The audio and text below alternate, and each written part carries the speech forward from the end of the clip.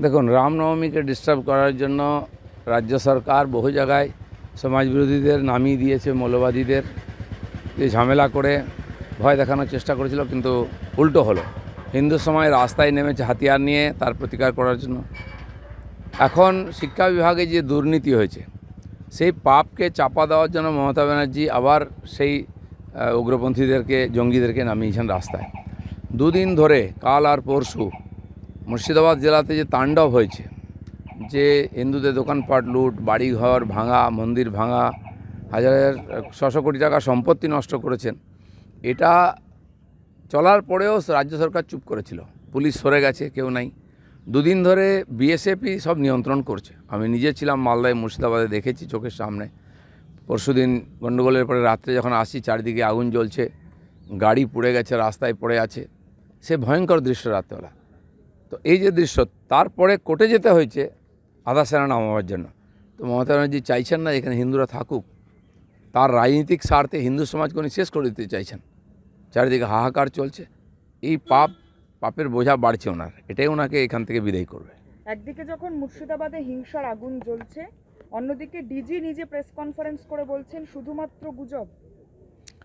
DG আমাদেরকে গল্প শোনাচ্ছিলেন কালকে, লজ্জা করে না?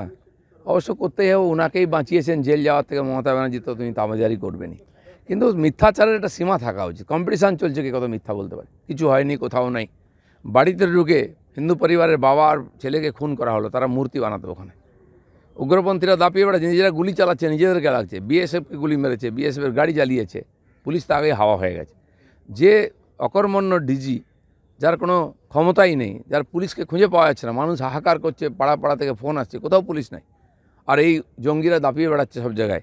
এই ধরনের পরিবেশ পশ্চিমবাংলায়, এ তো ভয়ঙ্কর অবস্থা। যত ইলেকশন আসবে আরও বাড়বে এটা, কারণ ওনারা চান এইভাবে জঙ্গিদের ভোট পেয়ে জিততে। বাংলাদেশ থেকে লোকেরা এসে উৎপাত করছে, কোনো রোকটোক নেই। আপনি বলছেন মমতা বন্দ্যোপাধ্যায় ভোট রাজনীতি করছে, কিন্তু মমতা বন্দ্যোপাধ্যায়, অভিষেক বন্দ্যোপাধ্যায় দুজনেই গতকাল বলেছেন বাংলার সংস্কৃতি এটা নয়, শান্তির বার্তা দিচ্ছেন। তাহলে সত্যিই কি ভোট বাংলার সংস্কৃতি কখন মনে পড়ে ওনাদের? সিএ হলো 3 দিন ধরে আগুন জ্বলেছিল, তখন কি সংস্কৃতি ছিল?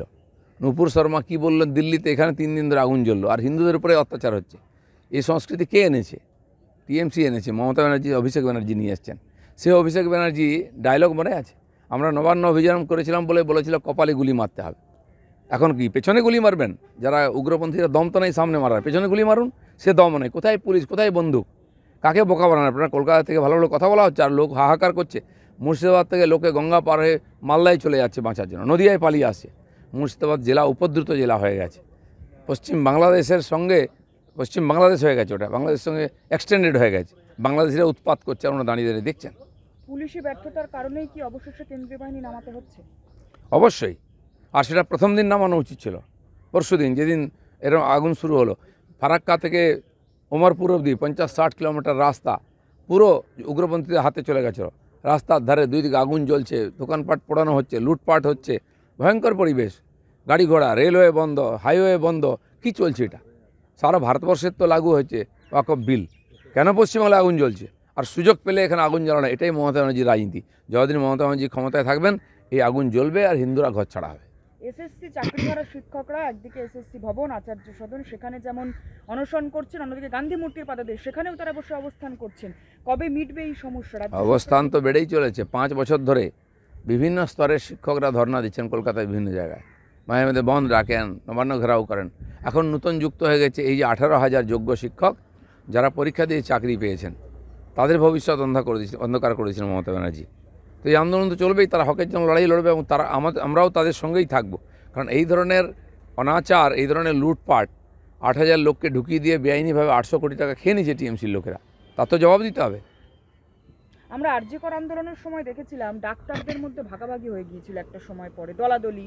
কিন্তু এই এসএসসি চাকরিহারা শিক্ষকদের মধ্যে এখনই দেখা যাচ্ছে দুটো ভাগ। কেউ বা বলছেন নকশালপন্থী, কেউ বলছেন তারা তৃণমূলের তরফ থেকে এসেছেন। এই দলাদলি কেন? এইভাবে কি চাকরি ফেরত পাবেন তারা? টিএমসির লোক, সিপিএমের লোকেরা মমতা ব্যানার্জিকে বাঁচাবার জন্য ঢাল হয়ে দাঁড়িয়ে যায়। আরজিকরের আন্দোলনটা অরাজনৈতিক নাম দিয়ে তাদের নেতারা সামনে দাঁড়িয়ে আন্দোলনটাকে মাঝপথে মেরে ফেললো, যাতে দোষীরা সাজা না পায়, এক্সপোজ না হয়, মমতা ব্যানার্জি যেন গদি ঠিক থাকে। তারা অপেক্ষা করছে সেই, আর এর মতো শাঁকচুন্নির মতো কবে ছেলে মরবে আর খাবে। বিজেপি না ঢুকে পড়ে। আবার এখানকার এই যে শিক্ষকদের আন্দোলন সেটাকেও ডাইভার্ট করার চেষ্টা করছে মমতা ব্যানার্জিকে সেফগার্ড করার জন্য। আমি টিচারদের আহ্বান করছি, আমরা আপনাদের মধ্যে ভেদাভেদ করতে চাই না, লড়াইটা আপনাদের, আপনারা একসঙ্গে লড়ুন, আপনাদের ভবিষ্যতের লড়াই, আপনাদের জীবনের লড়াই। বিজেপি সঙ্গে থাকবে। এই ধান্দাবাজ আন্দোলনজীবীদেরকে যদি সুযোগ দিয়েছেন তারা ঘেঁটে দেবে, আপনারা পথের লোক পথেই থাকবে। আজ আপনাদের আমরা আমাদের মতো এই আন্দোলনের এর বিরুদ্ধে আন্দোলন করছি, অন্যায়ের প্রতিবাদ করছি, দুর্নীতির প্রতিবাদ করছি, কিন্তু শিক্ষকদের লড়াই তাদের জীবনের বাঁচার লড়াই। আমরা এই মহা র্যালি করেছি, বিজেপি পুরোপুরি এর অন্যায়ের বিরুদ্ধে লড়ছে, সেটা লোকের সঙ্গে থাকার জন্য। আপনারা আজকে র্যালি করে এসপ্ল্যানেড পর্যন্ত পৌঁছবেন, কিন্তু তারই অনতি দূরে গান্ধী মূর্তি, সেখানে কি যাবেন দেখা করতে? আগেও গেছেন, আগেও যাব। কিছু লোক সেখানে দালালরা বসে আছে। আমাদের জাস্টিস গাঙ্গুলি, যিনি এই লড়াই কোর্টেও লড়েছেন, এখনও লড়ছেন, তাকে গো ব্যাক বলা হচ্ছে।